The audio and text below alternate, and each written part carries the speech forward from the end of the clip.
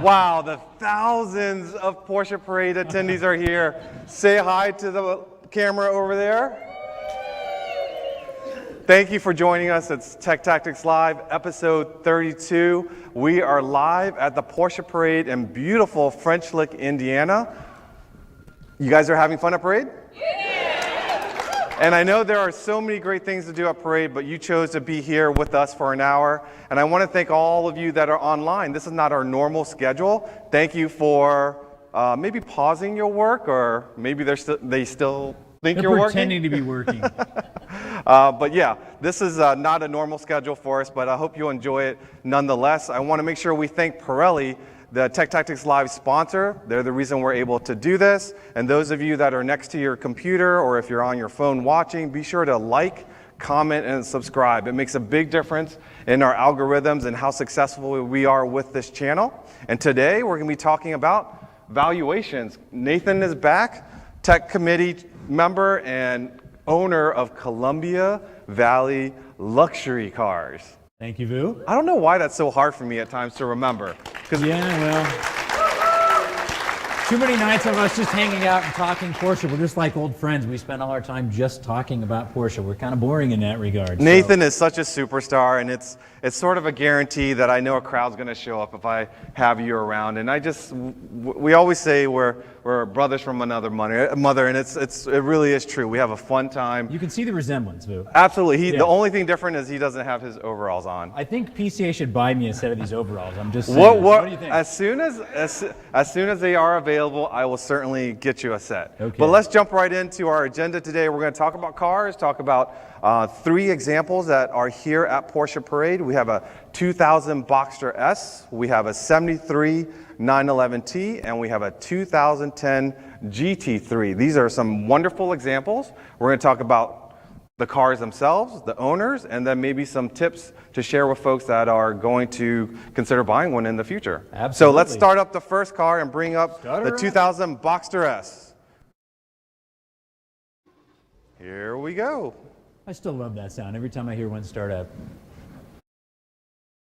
And this is Jim Altoff from the Chesapeake region in this beautiful Boxster S. Come on up. Right there is good. We'll let you turn it off. Leave it right there. Come on out.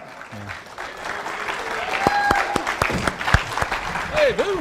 Good to see you. Just get the mic close to you. Okay. And it was about a 10-hour drive from Maryland to French Lick, I believe. Yes, we split it up in 2 days. Oh, nice. So stayed over night and then made the final trip in. So tell us a little bit about your 2000 Boxster S. It's a relatively new car for us, my wife Kathy and I. Kathy had wanted a car that she could autocross in and be a daily driver. So we found this car in Colorado just at the end of 2020, and it's turned out very nice. A long history of Porsche dealer maintenance on the car. Just a lovely car. It's pretty inside and outside, so it's a perfect car for her. So had you had a Boxster before, or another Porsche? Yes, we had a fun little 2009 Boxster beforehand. And actually in between we had another little yellow Boxster, which we didn't keep very long. But yeah, we love the Boxsters. So we went after another one. That was fun. This is a tip tronic, so it's something that is easily driven by anyone with the drive to get into it. Absolutely. It's very fun. Well, I'm going to ask you to take a seat. We might have you come back up if we have some questions. I did want to mention, as Tech Tactics Live tradition, we do have prizes today. Oh. We do. And for online, we have those that are following online, we have some battery boosters that we're going to give away. I believe we have 2 different models.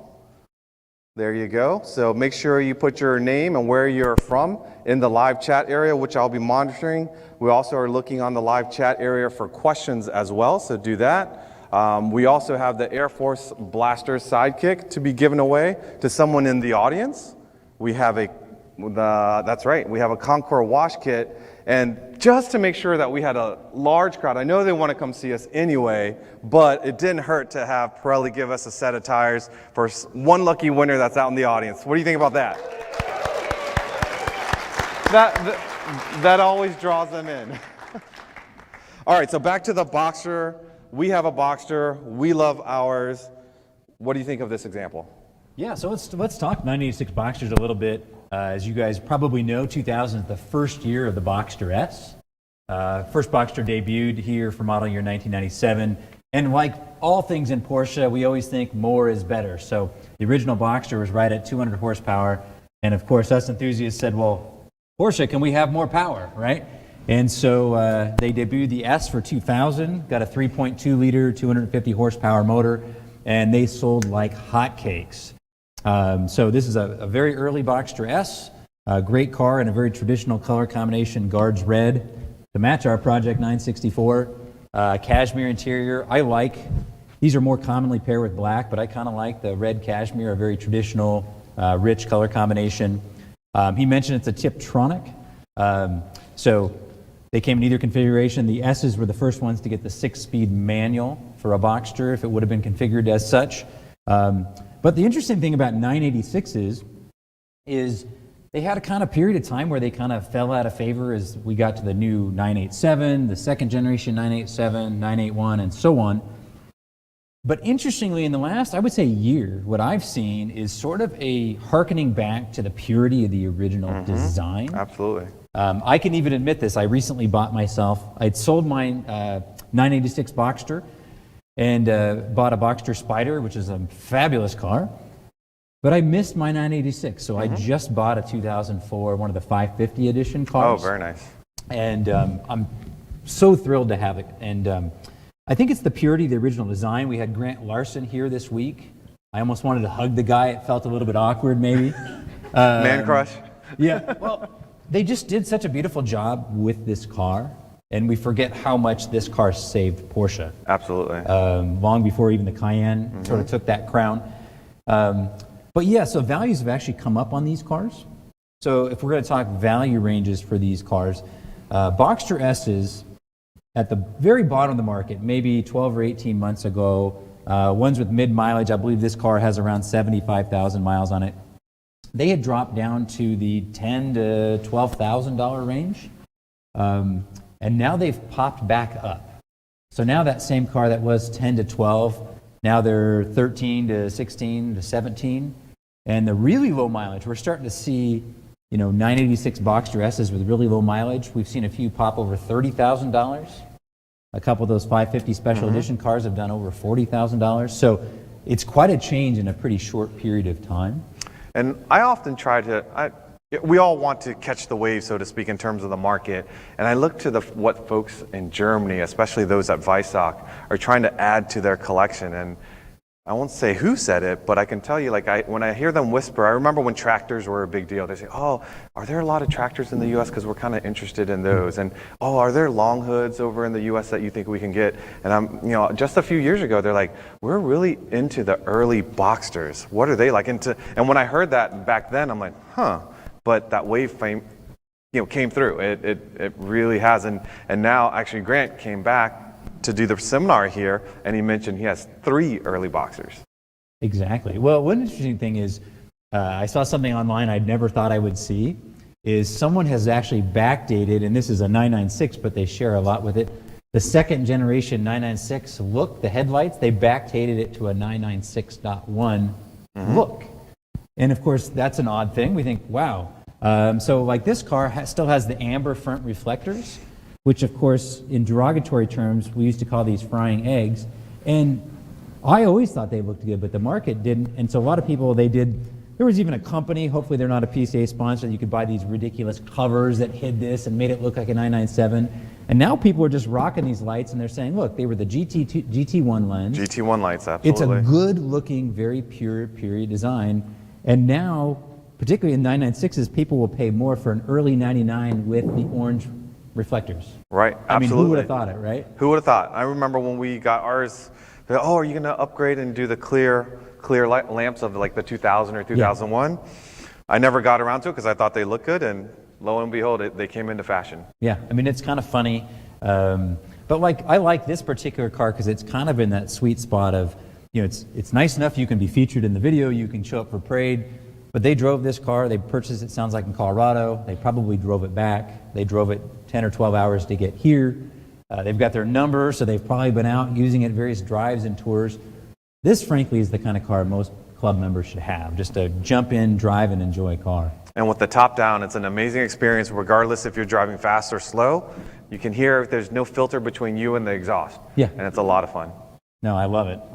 I'm super glad he brought it out. We want to talk anything about what we need to know about 986? Yeah, so if I'm in the market for one, what am I looking for? Well, the number one thing you want to do if you're shopping for a 986 is don't get on the forum and spend 150 hours reading the forums, because then you'll never buy one. You'll freak yourself out too bad. Most of the issues on these cars, I think, are potentially overblown. Do your research, your due diligence, know what the potential issues are. But for the most part, they've proven to be great cars.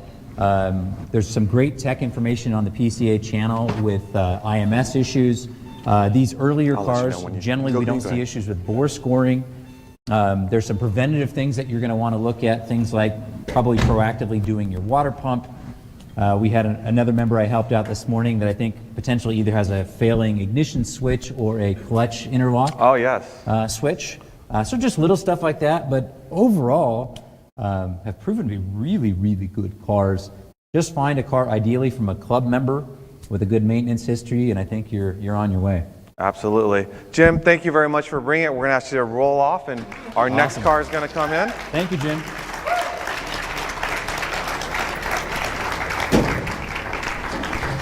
So that particular example is a 32S.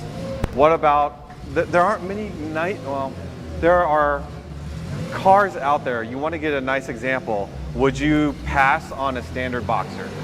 No, I personally really like the base Boxster. My last Boxster was a base.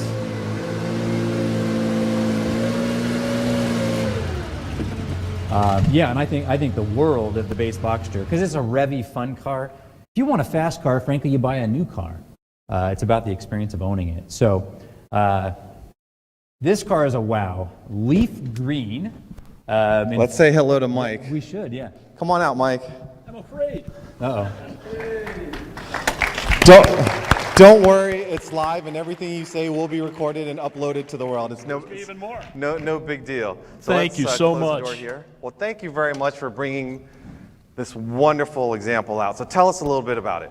Well, it's a 1973, not a 73.5. It's got the mechanical fuel injection, which 9 extra horsepower, I believe. I think they're actually rated the same. I think they're both 140, but... Bet a beer? No. Okay. You already owes me a beer. So I do. That I do. And my wife and I, we bought it in late 1977. We're the third owners, but we've been proud to be having this car for that long. We've taken it to many shows. It's been in many Concours events, and we're just so proud of it. It was one of those things. I saw this car. A friend of mine had it, and I said, I've got to have that car. And about a year and a half later, we worked out a deal. And was it in this condition when you found it? It was a really nice driver. I should have just left it alone, but no. I just had to have it look like it rolled off the assembly line at VSOC. You know, So that's interesting that you say it. So do you have a little bit of if you had the opportunity to do it all over again, would you have kept it or like how you found it? You know what? That's a great question. I don't know. I would have to say no because I am a little crazy. I just like everything perfect. It's gorgeous. So that's why it's hard for me to comprehend why you wouldn't want it like this. Yeah, we've just had so much fun with it. And the best part about it is the conversations you have with the wonderful people that are at the events. You know, I love the color. You get to chat with everyone, and it's just so much fun. All right. Well, I'm going to ask you to take a seat. Deck lids. Oh, let's open the deck lids. If you don't mind, open the deck lids and then take a seat and.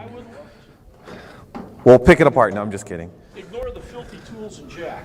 Well, can we really talk about this car if it has dirty tools and a dirty jack?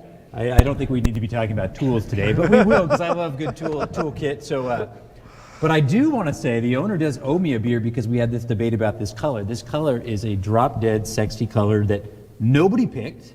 It was on the palette from 69 to 72, and I said to him, oh, well, your car must be paint to sample. And he says, no, it's just leaf green. And I said, I'm kind of OCD about this stuff, and I'm pretty darn sure in 73 this car was not offered in this color. Oh. So now he owes me a beer because I showed him the color chart from 73. But that was actually pretty common because someone might have walked into a Porsche dealership, a leaf green car was sitting there, and they said, well, I want that car. And then the salesman might have said, oh, well, the car is sold, but I can order one of you in that color. And it was no longer available, so you ordered a previous color. But just a spectacular color. You know, it kind of feeds into the passion we have around color right now. Check out PCA's Rainbow site. Absolutely. You know, I was mentioning if this car were another shade, I would talk differently about its value. But let's talk about the car, and then we'll touch back on values. One of the more interesting things about 73s here in the U.S., or even just overall, is does anyone in the audience know how many engine possibilities were in 73 on road-going cars? We'll leave race cars out of the mix.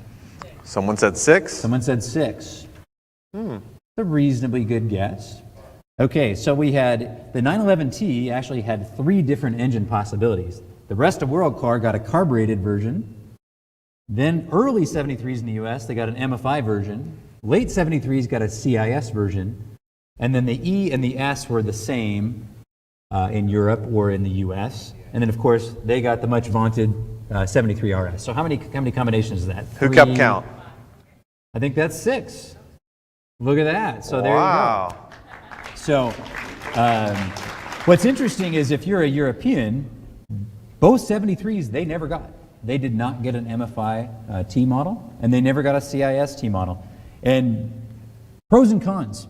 The MFI cars, they have amazing throttle response. That's kind of the hallmark of an MFI car. The individual throttle bodies, super responsive, and they're sexy as heck with the little velocity stacks and everything. They look like what we think an early car engine bay should look like. So this car just speaks volumes of that. It's one of those cars that's kind of fun to take to an event and kind of pop the engine lid, right? The CIS cars, they get the advantage of incredible fuel economy. They start with the turn of a key. They're really simple to work on. One of my big concerns in life is there's about 2 people that I think do a great job tuning MFI pumps. And we're not getting a lot of 28-year-old people learning how to tune MFI pumps. So when you get one that's running well, it is a beautiful, beautiful thing. So great engine bay on this car.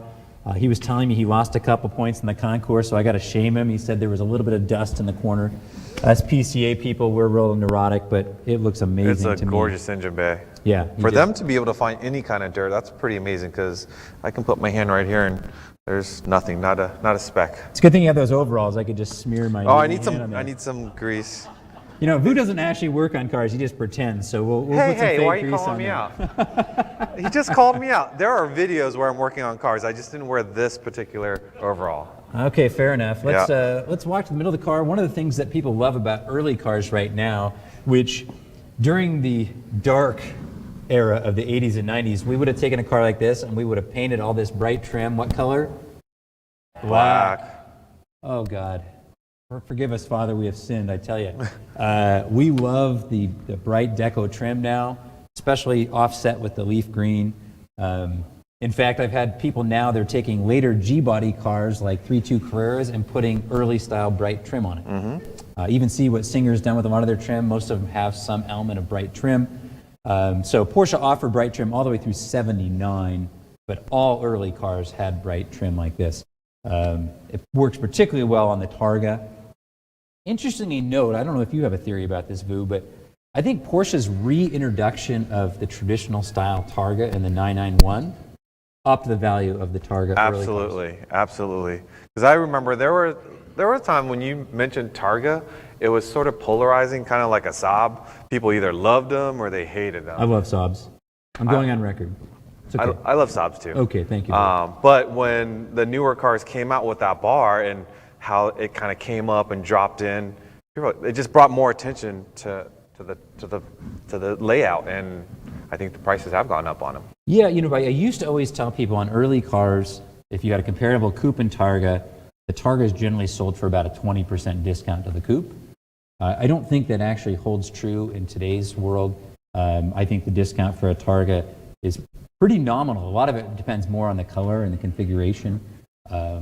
From a practicality side, like, are these weatherproof? Unlike the people used to say they leak like T-tops would on a Firebird or something. And what are Well, these like to live with? What I always tell people with Targa tops is when they're right and they're good, they're spectacular. Most of them are not. In fact, I was talking to the owner. One of the things that Porsche did, so I always have to say, I hope they don't watch my presentation, they superseded the Targa seals with a 964 Targa seal. And they're physically too big. Porsche, listen to me on this. You put out the wrong part. So I've had people say to me, oh, I spent $3,000 buying all new Targa seals. And I said, oh, please tell me you didn't, because they don't fit right. So this, we were talking with the owner about this. The reason this doesn't fit well is the profile of the seal Porsche sends you is just physically too large. So by looking at this, you know it has a later model seal. And does it? It does have a later model seal on it? Absolutely. It does.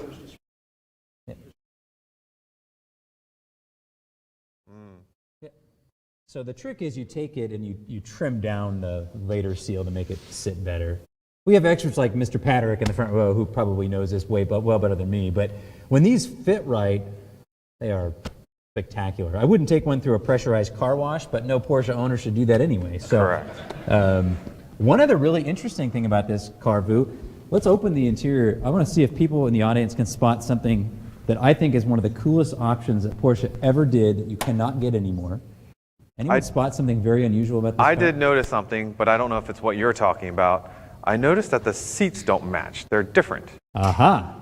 So this is a great thing. I love this. In early Porsche, and this was, you could get this all the way through 86, they stopped offering this, but through 86 you could specify a sports seat either left or right, but not in pairs.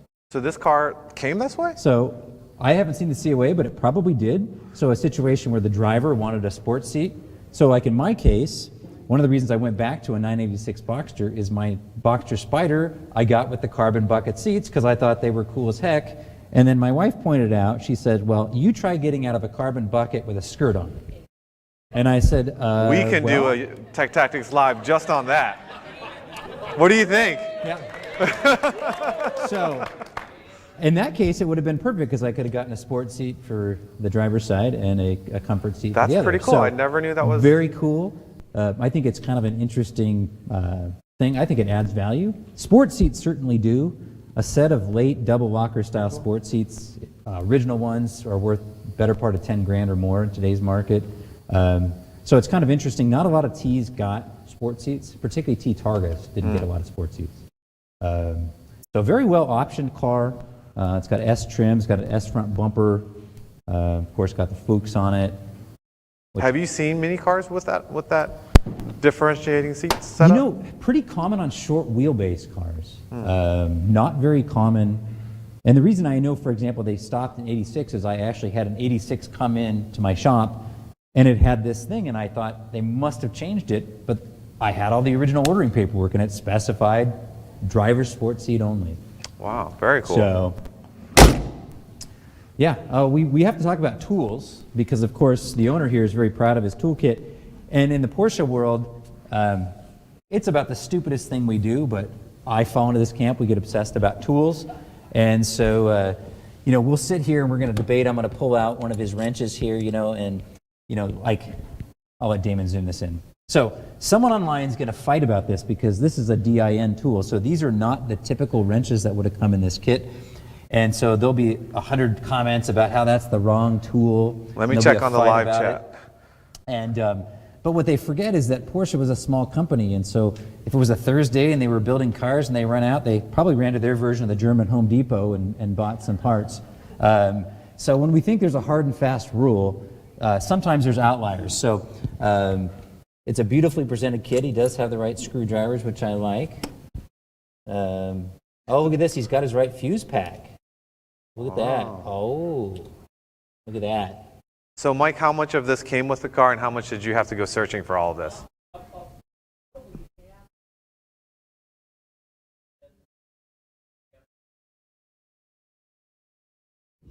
So those of you that are listening online, he said about half of it you'd had to source. Yeah, and then if you go on like the early S registry, there'd be like a 10 page thread arguing if it should have a snap case or a tie case. Welcome to the Porsche world, but it looks great. It's just great for presentation and looks awesome. Yeah, let's talk values here. So Yep. Early cars are sort of interesting. Early cars were the first ones to kind of rise in value, and they cooled off somewhat, I think because they just simply got so expensive, your buyer pool got too small. Not that there was anything wrong with them, but sometimes when we're around new Porsche, we forget, $100,000 is a lot of money. And it got to the point almost any early car was $100,000, right? And so a lot of people just can't justify $100,000. I know I've got kids in college and you've got things going on, right? And so they cooled a little bit. In today's market, they've picked back up, but they're probably the softest segment of all air-cooled 911s right now. But if I look at this car, I say, okay, the MFI-T, I give a slight edge over a CIS car for value. Not much, but a slight edge. I would say, when I look at colors, what I do is I say, what would it be worth in a standard color? And then I make some ad for color. So I would say, in this condition, with this history, in a more standard color, with an MFI-T of this quality, I would say 125. I would give the ad for the color and the sport seat configuration on this car, I would probably give it a $35,000 or $40,000 ad. So I would peg this car between 155 and 160 as I would give this car's value. So there you go. Are you happy with that, Mike? I am, but it's not for sale. It's not for sale, of course. Of course it is not for sale. We all suffer from that. It's nice to know the value. Was it Marie Kondo says, does it still bring you joy? And I'm thinking, Mike, it probably still brings you joy and it's not for sale. Thank you both so much. Thank you for bringing it out. We'll invite you to get back in the car and bring it around. And our next candidate's going to come on up. Steve, get ready to rock and roll. What a gorgeous car.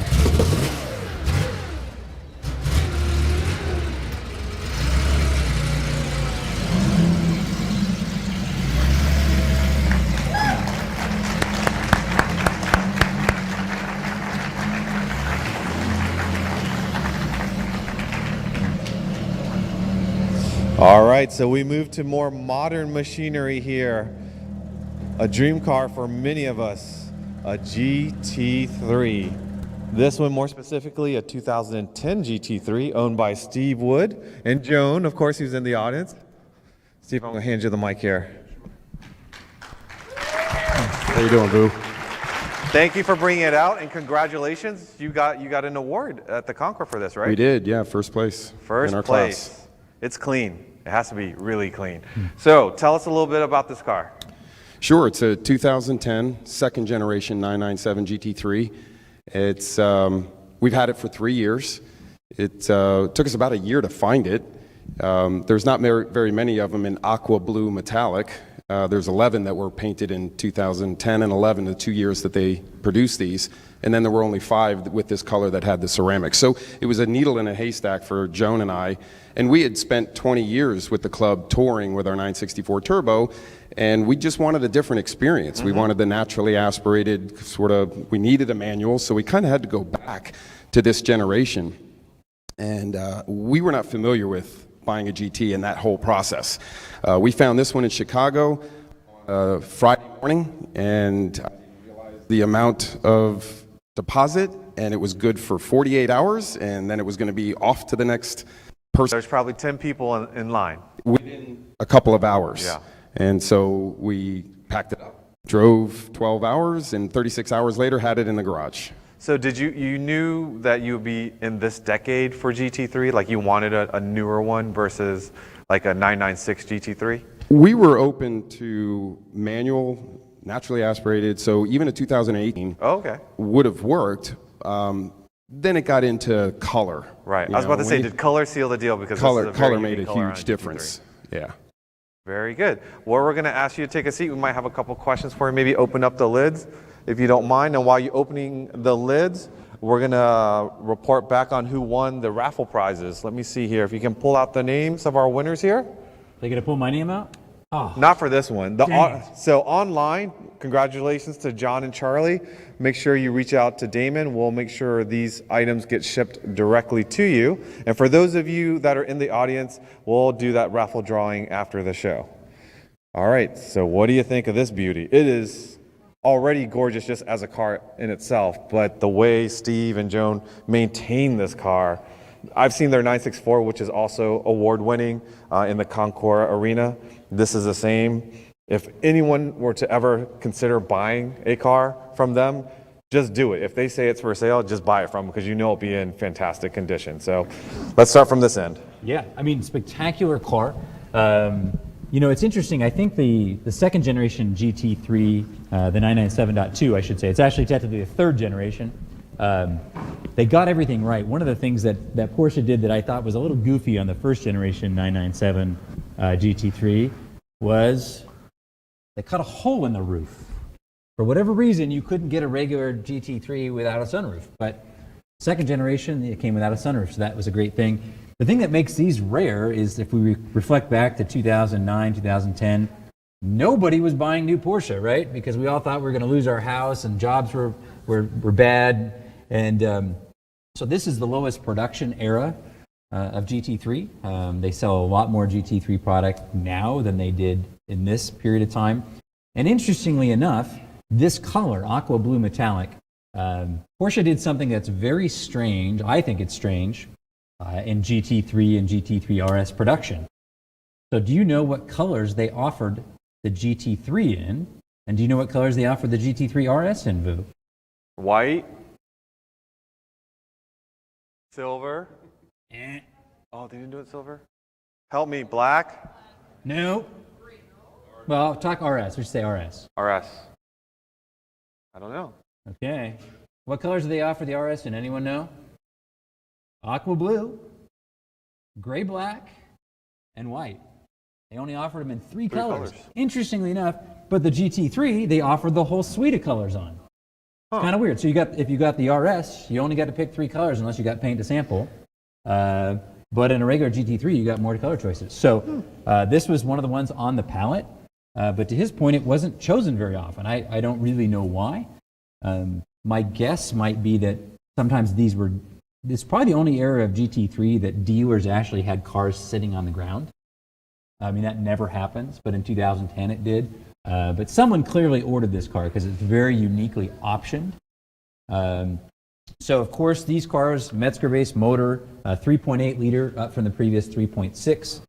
Performance-wise, between a .1 and a .2, not major changes in terms of how they feel. A little bit more displacement. They got center lock wheels for the first time, which means that us Porsche folks, we get to buy new tools. We always like to buy new tools, right? So we get to get the 6-foot-long torque wrench. Kind of fun. Again, no sunroof on these cars. It was the first generation with the GT3 that you commonly see with the carbon buckets. This car does not have it. It has the regular sport seats, which real world are actually a much better choice to live with, I think. The market favors carbon buckets versus the standard sports seats, but real world, these are, I think, a better option. Let's look at the interior on this car, because this car, whoever ordered this car had great taste. It looks like Damon beat me to it. I love the fact, for example, it's got the painted backs of the seats, the yellow belts, which correspond nicely with all the yellow deviated stitching, painted console. And then the GT3's got the Alcantara seat centers, steering wheel, shift knob, brake handle, and lower dash. So it's just a really nice, mix of materials and color. If you get one that's pretty plain Jane build, it can kind of die in a sea of black. It's really interesting to see, compared to the modern cars, how very little switches and stuff on the steering wheel and on the dash. It's very clean. This is the last before they went to the rising center console architecture that all the new cars had, that it was introduced with the Panamera, which I sort of like the more traditional look. This dash looks more 911 to me than, for example, in particular, the new 992 dash. Doesn't evoke kind of the memory of an air-cooled car in quite the same way like this car does. Were there many options available for someone ordering this car at that time? Yeah, so he's actually included his window sticker, but I believe this car had a original MSRP in the low 140s, so almost $30,000 of the options. I think base price on these were like $112, if I remember right. Let's see, yeah, $112 too. So a pretty nicely optioned car. About the highest I've ever seen option-wise, about 170, but the pretty typical builds are 125, 127, things like that. The expensive options does have the carbon brakes, If you're a Concours competitor, that's the best $8,200 you will ever spend. Trust me. I showed my car that's got carbons, and you can drive the car, and I don't know where the brake dust happens or what. It doesn't exist. It's crazy town. It's got the carbon brakes, about $6,500 worth of just exclusive options in terms of the painted trim and the deviated stitch. There's a couple options that people really like on these cars.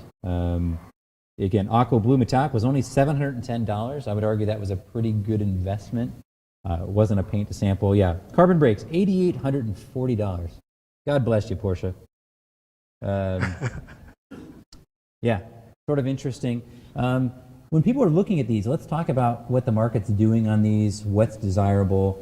The basic rule is any GT3 in today's market is desirable, whether it's a 996, 997, 991, either generation, they are all on fire. I think the .2s are probably almost the strongest of any of them because of very, very low production.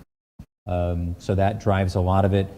And if you don't want to jump to a .1 or .2 991, it's the last of the manual, right? Because the 991.1 PDK only. So if you want a manual, you want a more traditional aesthetic, with the 997, this is sort of the car to get. The questions that people are going to ask on these cars, if you're selling one or you're buying one, we're a boring lot. We only ask just a few questions. Our first one is we ask about over revs.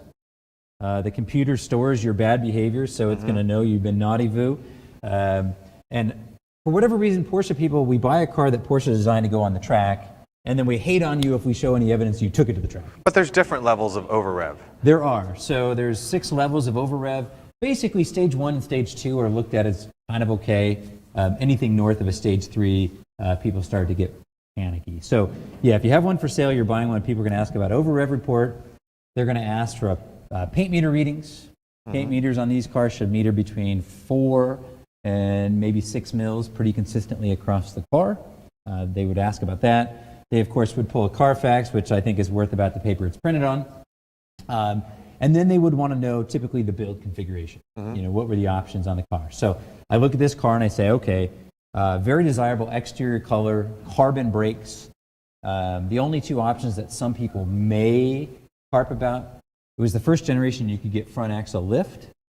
That's a nice option. I will tell you, they break at about 80% frequency. So if you get one, try that button 147 times, and probably on try 148, it'll just quit on you. So just And know. I'm assuming that's a pretty expensive repair.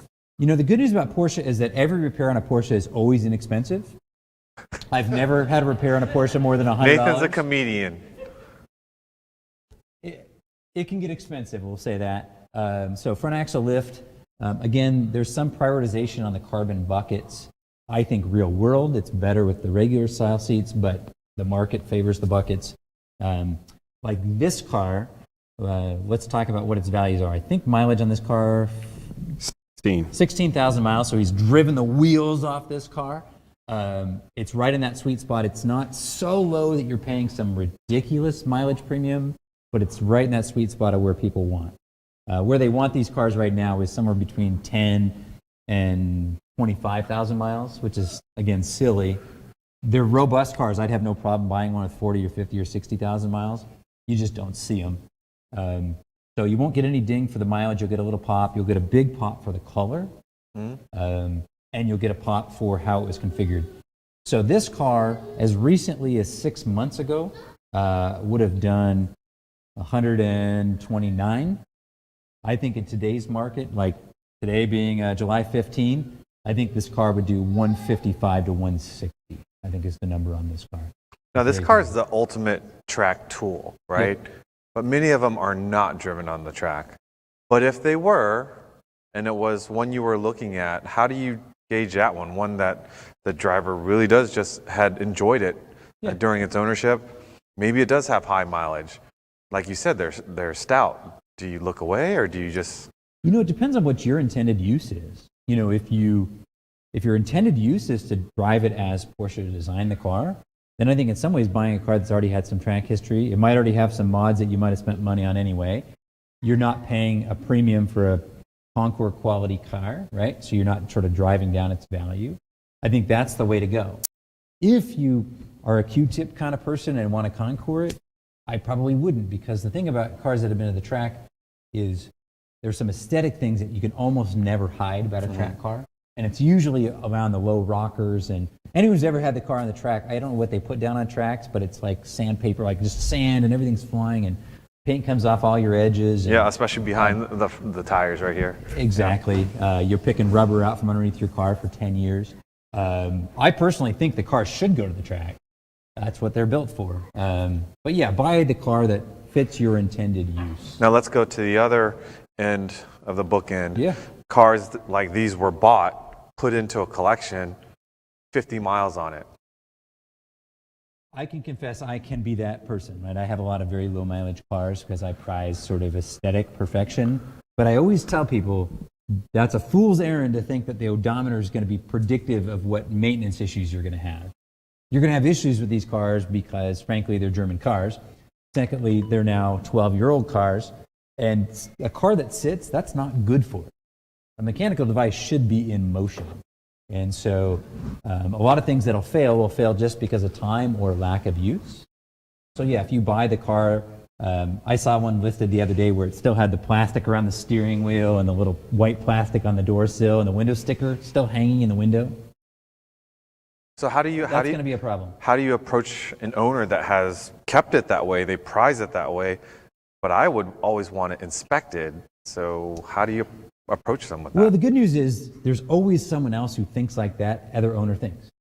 Like there's someone that would price it that way, and they would really flatbed it from that owner's home to their own garage, and they'd put it in one of those blow-up bubbles, and there it'll sit, and that's fine. I always say I never judge anyone's sense of joy for a car.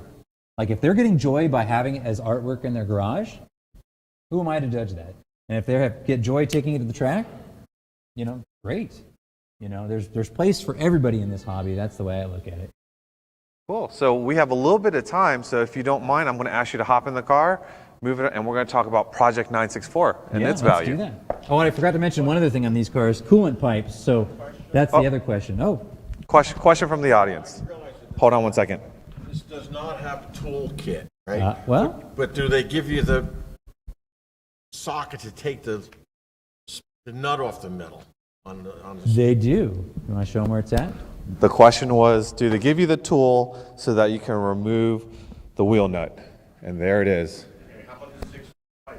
No. I had to buy that. You have to buy Yes. The tool to fit over the nut, yes. The breaker bar, no. Now, if the average owner could change a tire on this car on the side of the road, I would give them an award. This is, in fact, it's so funny, having sold a lot of old Porsches where you get all this stuff, and then like an owner will go, where's the spare and stuff? And I say, well, look really close in there. There's a prayer card. That's what Porsche gives you. You pray you have cell phone service. All right, let's put that back in.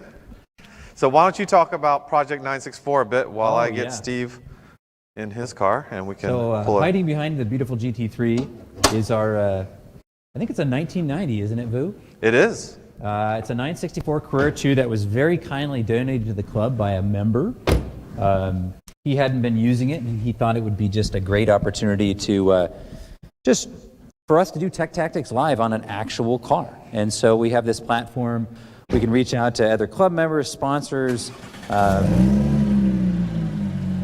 I do love the sound of that car.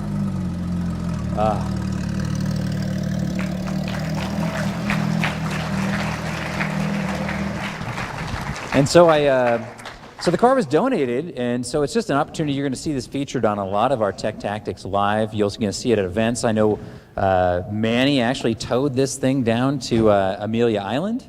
He must have towed it up here as well. So, he did. One of the things I love about this car, well, shout out to Pirelli here, it has a no sunroof, which non-sunroof 964 is so unbelievably rare. It's hard to fathom, actually. But yeah, I think there was even a vote. I think we did a vote at Amelia talking about which configuration should we have it be stock? Should we do a safari build, or should we build sort of a hot rod? And I think as of now, there's some votes out there, aren't there? There are. Overwhelmingly stock, believe it or not. Stock. So there you go. So in fact, I was literally, as I was looking at this car earlier, Vu, I was thinking to myself, I wonder if tonight in the parking garage we could strip the whole interior out, I could take it home with me in my trailer, get it all redone, and then we could reinstall it at Works. What do you think? I'm game, absolutely. So tempting. So this car only has, I believe, 36,000 miles, but it was a city car, and there's definitely some wear on the interior. Yep. And I guess it was a lot of short trips and such. So from looking here, you think, I don't know if it's really a 36,000 mile car, but if you look at other locations in the car, it is definitely. That's your hand signal to open the front. Exactly, and if I can remember here, there You know we what go. I think, Vu, with this cut seat, I think the owner, remember back in the mid-90s, we used to keep our cell phone on a holster? I think that's what he was rocking, the cell phone holster. If you look at the look at the carpets, if you look at the back seats, other than this driver's seat, everything else, like the door panels, the headliner, the carpet in here is so plush. It does feel like a 36,000 mile car. Sounds like you spent some time petting the carpet in here, Vu. I'm a little nervous about that. I did, and when it came to us, it was faded, it was dull, and in hindsight, I should have left it sort of 50-50, where I've just polished half of it, but the OCD in me, I started polishing it, and I kept going, and it just became like this jewel that started to look better and better. And today, and we polished it. We did a video, an episode on how to polish cars, and we did it with this one, and it just came out so nice. And this is original paint, just one go through with a paint correction, it probably could shine even better. And it's quite amazing that this car sat outside 9 years. We finally, the folks at Ralph's Auto Service went through the fuel system. It's running, and we're going to start doing more and more projects with it. It needs brakes, so we'll do something there. Suspension needs to be refreshed. Motor still needs to be gone through. It's enough to get on a trailer and bring it in here to share it with you all. But the whole idea, the owner wanted PCA to have it so that we can still work on an air-cooled car and show future generations, what cars came with before and how to fix them. I see one thing I desperately want to do a tech session on, Vu. Can we do this? What's that? I got to get Damon over here and show this. The bane of 964 and 993 owners. It can happen on earlier cars too, but we have this nasty rust spot that forms. And a lot of people say, well, how did that happen, right? It even happens on cars from places like California, which for those of us in the audience who are from California, they think that like God himself banished rust from California. If you say rust in California, they say, oh, verboten, not allowed. But this happens because water gets trapped under this gasket, and Porsche didn't put a drain in here. And so water just sits in here and causes this corrosion. So this would be a great project to pull this windshield out. You can see it forming up here as well, Damon. And that's, we haven't decided in final, but I believe this guard's red paint should stay as it is, the original color. What do you guys think? Yeah. Right? So there are a few blems, but I think repairing that would be a great video of how do you repair just that small section of the car and retain everything else. Yeah, I mean it's a horrible job, and that's Patrick back there volunteering John, to do are you it. volunteering I to like do it. We will bring this car to New Jersey, and you can show us how it's done.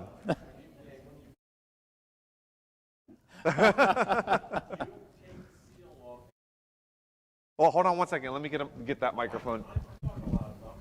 No, because we want to make sure people online can hear you. So, here you go. Speak into the mic, please. Get closer. When you take the seal out of the windshield area, the glue that holds the windshield in off gases underneath that seal and starts rust to the point of you could poke a pencil through it. Really? Yes. Wow. So if you say, I don't care about the rust, it's original paint, because we actually did it on Dennis Thovson's RS America, and he had a 1/4-inch hole underneath, and it's all the way down below next to the windshield, and then all of a sudden starts dripping on the floor of the car.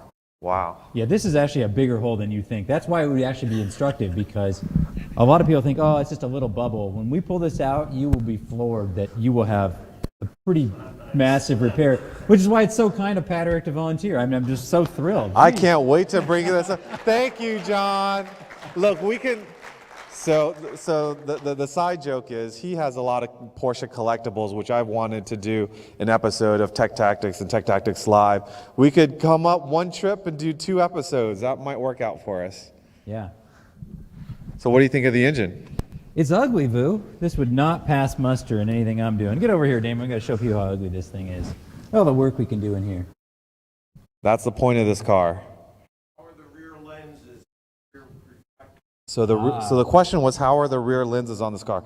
They're not that bad, but this car also came with some boxes in the back seat, and we have a pair of original stock lenses, which is amazing because I think those alone are probably worth their weight in gold. Well, you know, I will give a shout out to Porsche Classic because for about 10 years, Oh, your mic is good.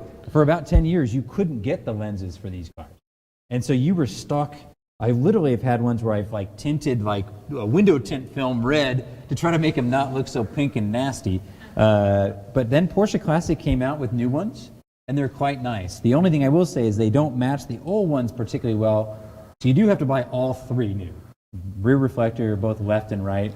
What they cost? About $1,400 for a set. Yeah. Like I said, I've never spent $1,400? any money repairing a Porsche. 1,400. $1,400. Wow. There you go. One of the other fun things to do is I'll shout out a guy like a really simple thing. If you don't want to pull the engine and want to fix this sound pad, there's a very ingenious guy named David Etter who made a product called the Sound Pad Keeper.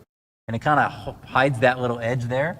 Just cleans up that. That's sort of a nice little touch. But they make a new replacement one. It's a different material though. So when you drop the engine, we'll replace this for sure. But if you're just doing a quick cleanup and you want to show the car and you don't want to drop the engine to do it, or I guess if you have very small little hands, maybe you could squeeze one. Stick to it.